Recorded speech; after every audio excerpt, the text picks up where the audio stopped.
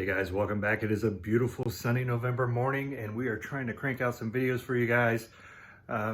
Let's start with this next Prius fix I had. The black Prius, the one that the catalytic converter was stolen. At the same time I thought, you know, I got it here, might as well dig into a few things, fix a few things.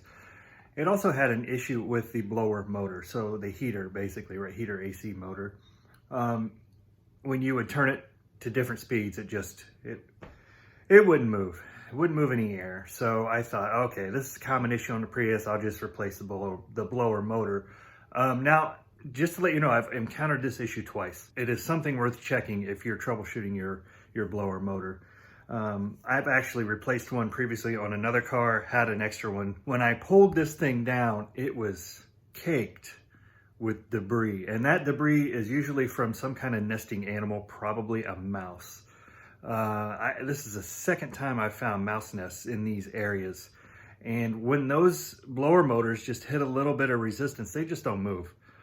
They don't move at all. So I went ahead and I cleaned this thing out, just pulled the gunk out of there. Luckily, there was no living creatures in there, or dead either for that matter. So and then I set it on the floorboard, I turn it on and it just runs through all the speeds just fine. So just a quick tip here, if you're troubleshooting your blower motor, go ahead, follow the procedure, take it out. It's pretty easy to get to there behind the glove box.